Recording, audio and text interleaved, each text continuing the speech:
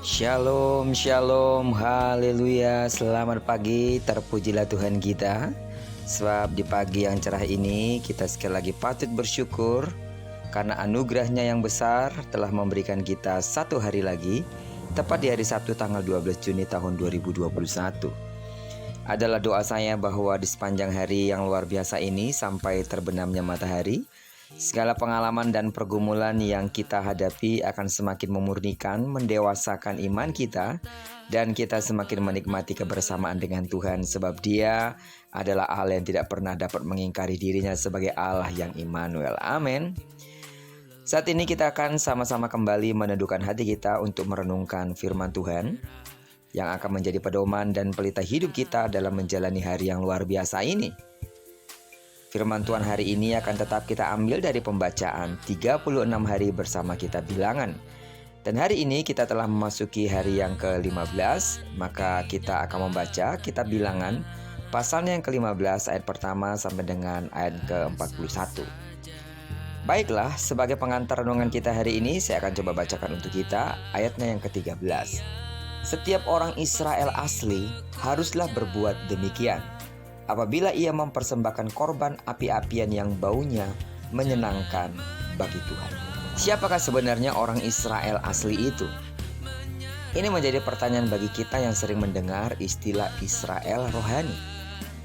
Yang dimaksud dengan orang Israel asli adalah mereka yang telah dipilih dan ditetapkan oleh Allah menjadi bangsa pilihan Allah yang mempunyai perjanjian dengan Allah mulai zaman nenek moyang mereka, yaitu Abraham, Ishak, dan Yakub, yang mana Allah menjanjikan tanah perjanjian yang penuh dengan anggur, madu, dan segala hal yang terbaik di Kanaan. Saat ini kita sebagai anak-anak Tuhan dapat dikatakan juga sebagai Israel rohani. Namun kita harus pahami juga bahwa itu artinya kita juga sama dengan Israel asli, yang juga harus mempersembahkan korban curahan yang baunya menyenangkan bagi Allah. Artinya, kiasan di mana Allah digambarkan berkenan mencium bau asap korban-korban yang naik ke atas. Peraturan-peraturan ini harus diterapkan kepada orang Israel asli, termasuk kita juga sebagai orang Israel secara rohani.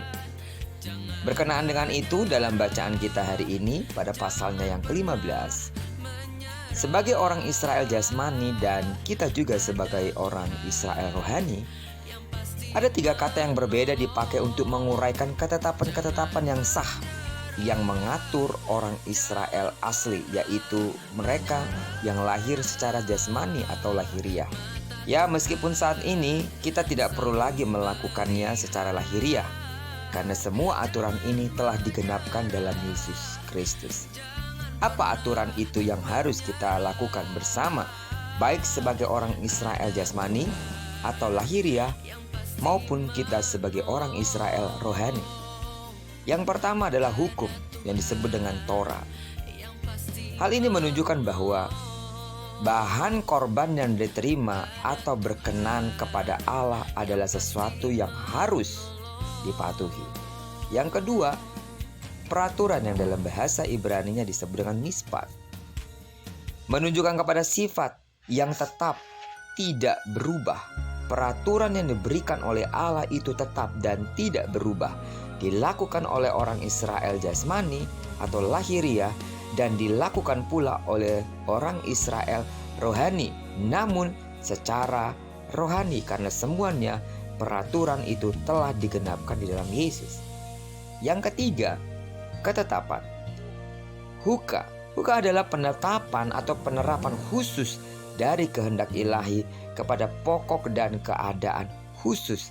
Artinya, apa yang ditetapkan oleh Allah ini adalah sesuatu yang khusus yang harus diperhatikan baik oleh orang Israel jasmani maupun orang Israel rohani. Sekali lagi, meskipun kita tidak lagi melakukannya secara lahiriah, karena semua korban ini telah digantikan oleh Yesus Kristus saat Dia di kayu salib. Di zaman milenium ini, atau di zaman milenial sekarang kita, Apakah kita dapat mengadakan korban api-apian atau korban curahan seperti yang kita baca untuk menyenangkan hati Tuhan, seperti yang tertera di dalam kitab Bilangan pasal yang ke-15 ini? Tentu saja kita tidak dapat melakukan apa yang dilakukan oleh bangsa Israel dengan mengadakan bakar-bakaran seperti waktu itu. Kita dapat dianggap sebagai dukun atau orang sakti yang sedang melakukan ritual penyembahan kepada setan atau roh jahat jika kita melakukannya secara lahiriah saat ini. Lalu apa yang akan dapat kita lakukan untuk menyenangkan hati Tuhan? Dengan mempersembahkan korban api-apian yang baunya sangat menyukakan hati Tuhan. Alkitab memberikan petunjuk kepada kita, mengajarkan kita bagaimana sebuah korban itu sungguh-sungguh menjadi harum di hadapan Tuhan.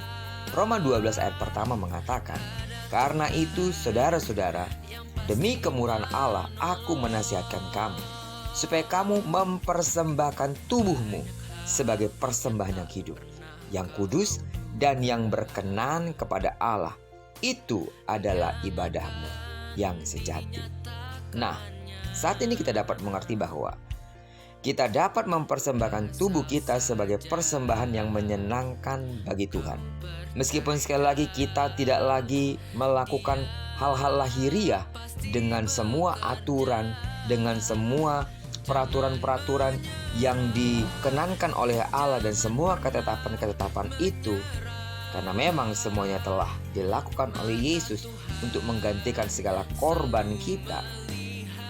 Yang menjadi pertanyaannya, sudahkah kita menjaga dan memelihara tubuh kita yang adalah korban yang menyukakan hati Tuhan? Mempersembahkan tubuh kita, mempersembahkan hidup kita menjadi sesuatu korban yang jauh melebihi korban yang telah dilakukan oleh orang Israel asli secara jasmani. Sidang jemaat Tuhan, anak-anak Tuhan, dimanapun kita berada. Melalui perenungan kita hari ini, belajarlah kembali menyadari bahwa tubuh jasmani kita, dari telapak kaki sampai pada ujung rambut kita, adalah sebuah korban yang dinanti oleh Tuhan. Karena ketika kita mempersembahkan tubuh kita, itu adalah ibadah kita yang sejati. Sudahkah kita menyenangkan hati Tuhan dengan tubuh kita? Itu menjadi pertanyaan, dan kita harus bisa jawab pribadi lepas pribadi. Amin. Kiranya perenungan kita hari ini mengingatkan kita kembali bahwa seluruh kehidupan kita sepenuhnya adalah milik Allah dan kita patut persembahkan sebagai dupa yang menyenangkan hatinya. Diberkatilah kita sepanjang hari ini dan digenapi firman yang berjanji bahwa apa yang dikerjakan tangan kanan dan tangan kiri kita dibuatnya berhasil. Bahkan kemanapun kaki kanan kaki kiri kita melangkah, di sana kemuliaannya akan dinyatakan. Diberkati kita bersama dengan orang-orang yang kita kasihi dan bersama dengan orang-orang yang kita cintai dimanapun mereka berada. Amin. Terpujilah nama Tuhan. Shalom.